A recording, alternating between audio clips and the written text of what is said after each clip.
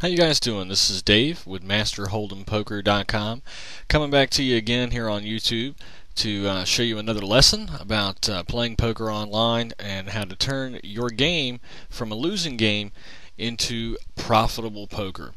Today we're going to be talking about PokerStars.com and some of their software and kind of how that works. We're going to get into a what they call a cash game.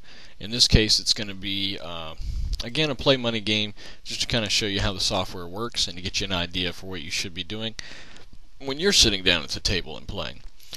Keep in mind, today's episode is brought to you by NewAgePoker.com. You can find a link to their site on our MySpace page at myspace.com/MasterHold'emPoker, or visit MasterHold'emPoker.com. To get more information about us and about those great guys over at New Age Poker.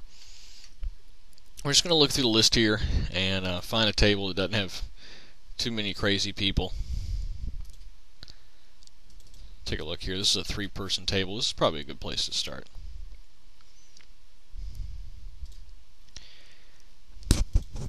Okay, we're going to come in here with the table maximum, which is 400.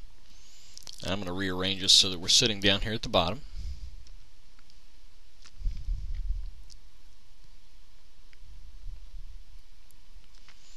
And what you'll find at PokerStars is they try to be fair about who gets the button and all that fun stuff. And they'll always reset the game, like if the game goes dead and then some new people sit down. They'll set it up so that you get a 15-second wait period to kind of reset everything. The thing I like about PokerStars, it's real easy to see what's going on at the table. You get nice big buttons, and it's just a real easy software to use. Now this particular table is a 1-2 table. If you're playing for real money, 1-2 and 2-4 is usually not the best game to get into because of the rake, or what is called the house commission. Usually that can just totally destroy the amount of money that you're earning at the table. So normally if you're going to sit down at a game like this, especially a cash game, you want to be sure that you're getting into something a little more worthwhile.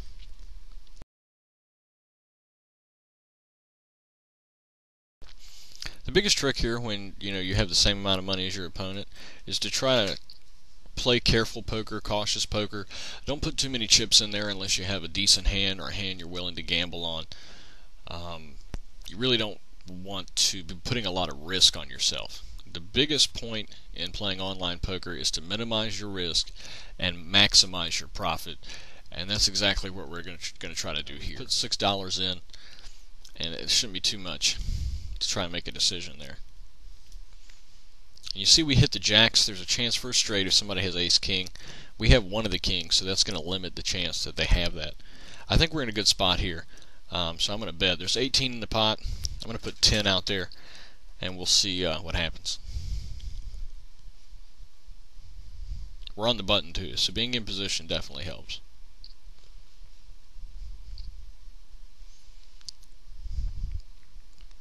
Alright, got 2 quick calls. We could be up against a queen, maybe even that ace-king that we talked about. I would expect if somebody had the ace-king, they might be a little more tempted to raise or put more money in.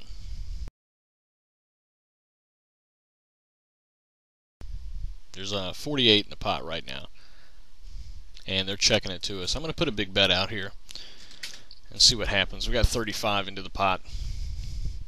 2 quick folds, and we picked it up.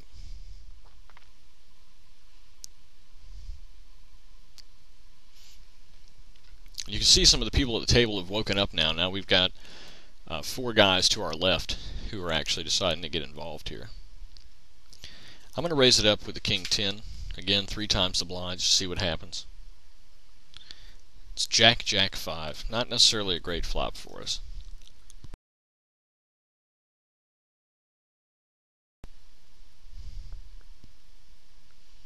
Again, our risk is small. We came in for 400. We're at 423 right now, so we're not really risking a whole lot of money.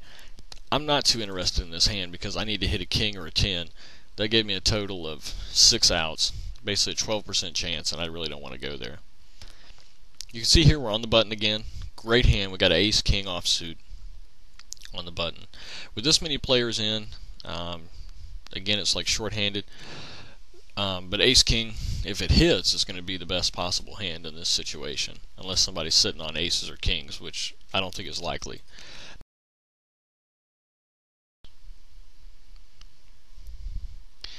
I really don't like being bullied, so I'm going to re-raise the dog.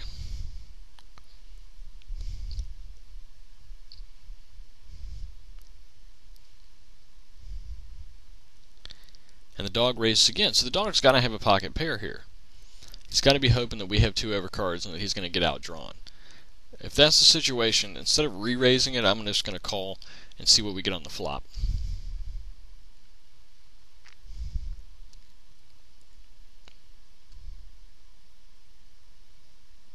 And the dog put $2 into the pot. So either he has a made hand or he's worried about that queen.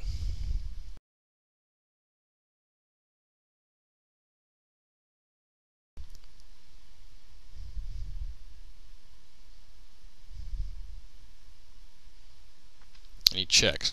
So again, might be worried about the queen. We don't have a lot of money left. We're going to go all in and see if he'll get off the pot.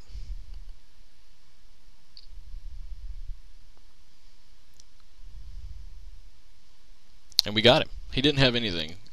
He just had king high. We had ace high, so we ended up getting him.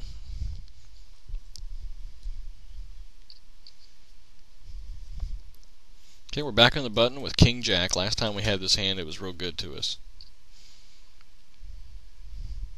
And dog, again, being aggressive. I'm just going to put a big raise in.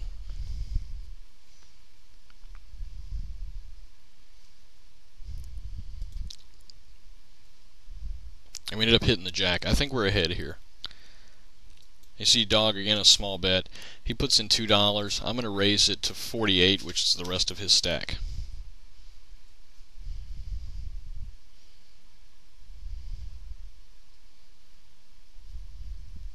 He didn't have anything, and we just took all of his money again. Now, as I mentioned earlier, once you triple up, it's probably a good idea to get away from the table. We've got one good hand left here. We're out of position in the big blind. I'm going to play this last hand, which, we hit 2 pair, and we have a possible flush draw with some running hearts. After this hand, I'm probably going to get up from the table. But I mean, you can see here, just in a few short minutes, playing against some loose players, we're able to just pull in the chips as if we were to have a magic chip magnet over here or something.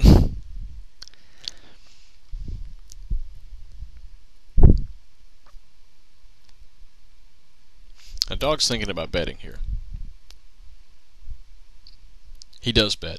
Now I'm going to throw him for a loop. I'm going to raise it to 172 and see if he'll go all in. They both go all in. And we show down the 2 pair. And Pablo had a flush. That was nice for Pablo.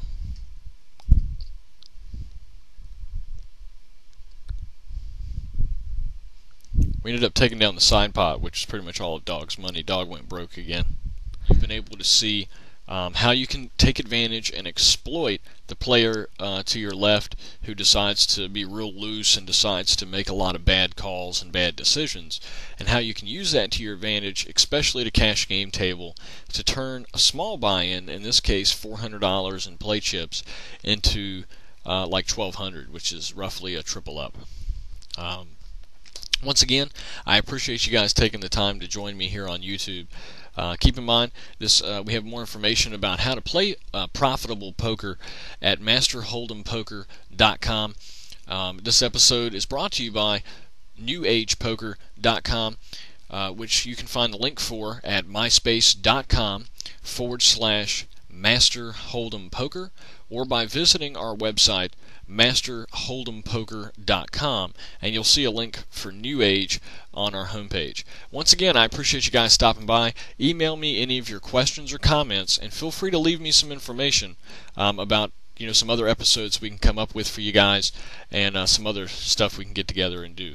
I hope you guys have a lot of fun, and I wish you great luck at the poker.